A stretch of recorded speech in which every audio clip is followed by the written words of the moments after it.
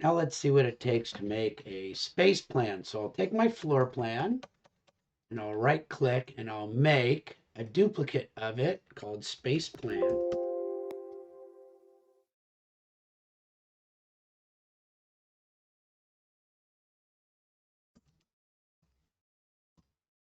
Here I am in my space plan. Now, under architecture, I can make room separators. This would all be one big room. So I'm going to put a room separator, kind of cut this up a little bit. So now I have clearly identified areas that I'm going to call rooms. So I'm going to say this is a room, a room, a room, a room, a room, and a room.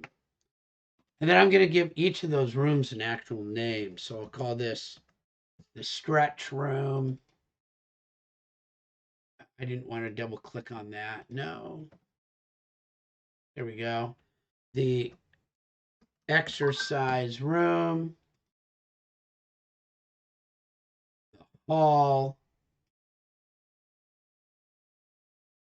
dress. I keep double clicking on the wrong thing there. Sorry about that. Dress and bathroom. There we go. And I can move those to make them fit a little bit nicer.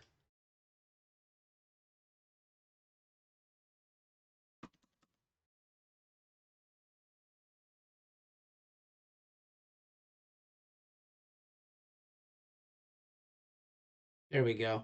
So that looks okay. So now, and that's pretty good, right? Like that. That lets me know enough if that's all the farther you get. But there's another cool thing that you could do, and I think it's under Analyze, Color Fill Legend.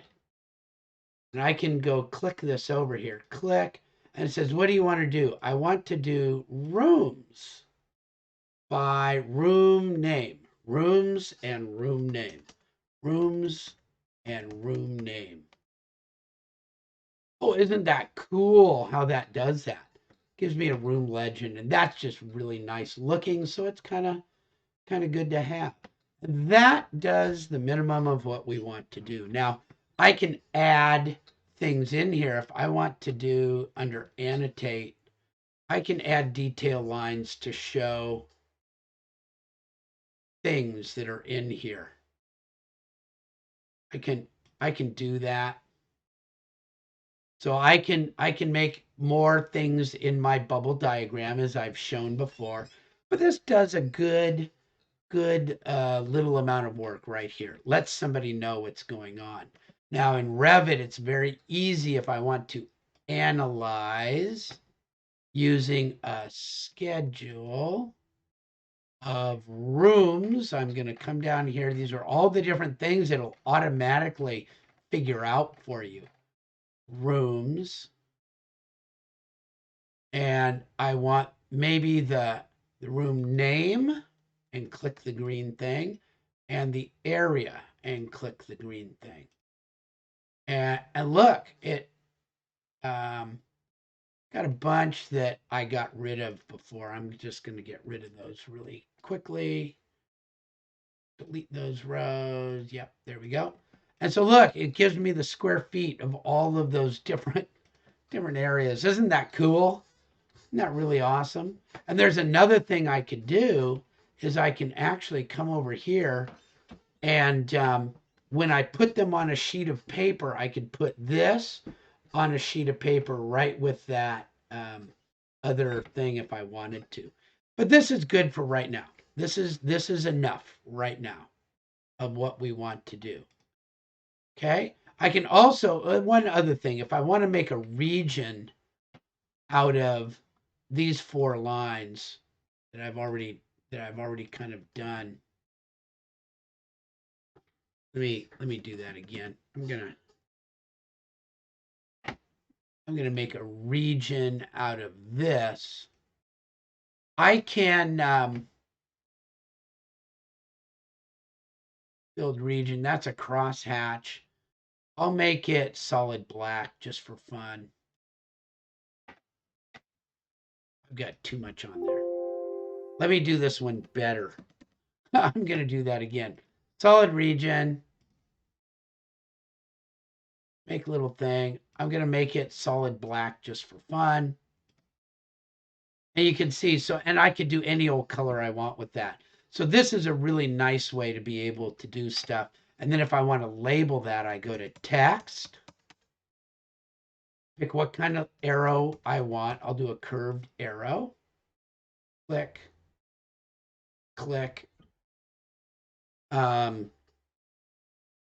stretch equipment rack. There we go.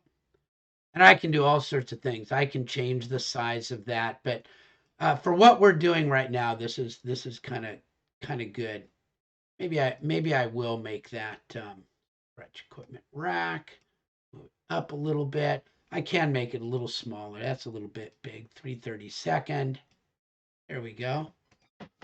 Stretch equipment rack. So you can do some things like that. That's a filled region where you just go in and draw what you want. There it is. Tell it what you want it to look like. If you want to make a new color, when you can here, you can edit that and give it a new name. You can duplicate it and I'll go solid blue as an example. And then I can change my colors to solid blue. Solid blue, solid blue. And now I've got one that's solid blue. Okay, so there's a bunch of stuff and it's kind of cool. Whatever you get is fine. We'll have more opportunity to work on it next week.